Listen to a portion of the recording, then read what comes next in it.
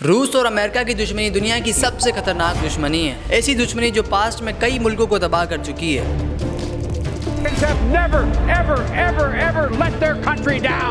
हाल ही में इस्माइल हानिया की असैसिनेशन के बाद रशिया खुल के ईरान की सपोर्ट को आ पहुंचा है। रशिया ने ईरान को S-400 मिसाइल डिफेंस सिस्टम दिया है, जो इसराइल के एयर डोम डिफेंस सिस्टम से भी ज्यादा पावरफुल है।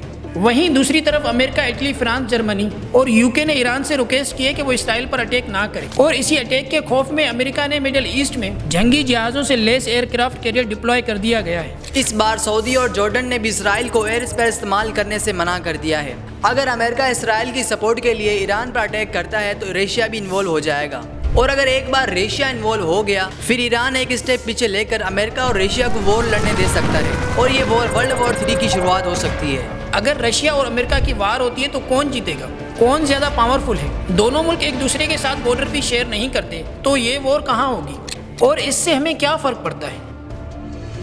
1 बाय 1 दोनों कंट्रीज की स्पेंडिंग पावर को देखते हैं और दोनों कंट्रीज को पॉइंट्स भी देते हैं। वर्ल्ड बैंक कहता है अमेरिका एक साल में $876 बिलियन अपनी मिलिट्री पे स्पेंड करता है। पूरी दुनिया का लगभग 40% सिर्फ अकेला यूएसए खर्च करता है, जिसके दम पे डॉन बना फिरता है। On the other hand Russia एक साल में $114 बिलियन खर्च करता है, यानी आज भी अमेरिका का डिफेंस बजट रशिया से 6 गुना ज्यादा है। लेकिन ये तो सिर्फ रशिया का ऑफिशियल बजट है। एक आर्मी के 3 मेन विंग्स होते हैं, आर्मी, नेवी और एयरफोर्स। 1 बाय 1 तीनों की स्ट्रेंथ समझते हैं। लैंड पावर की बात करें तो रशिया के पास 14,077 टैंक्स हैं और अमेरिका के पास 4,600, यानी लैंड पावर में रशिया अमेरिका से आगे है। एयर पावर की बात करें तो रशिया के पास 809 फाइटर जेट्स हैं और अमेरिका के पास 1800 फाइटर जेट्स हैं। रशिया के पास 5000 ड्रोन्स हैं और अमेरिका के पास भी 5000 ड्रोन्स हैं। रशिया के पास 559 अटैक हेलीकॉप्टर्स हैं और अमेरिका के पास 1000 हेलीकॉप्टर्स हैं। एयरफोर्स के मामले में कहीं रशिया अमेरिका से आगे है तो कहीं अमेरिका रशिया से, तो दोनों कंट्रीज को 1 पॉइंट जाता है। नेवी पावर की बात की जाए तो रशिया के पास सिर्फ 65 सबमरीन है और अमेरिका के पास 64। रशिया के पास नेवल फ्लीट 781 है, वहीं अमेरिका के पास 472 है।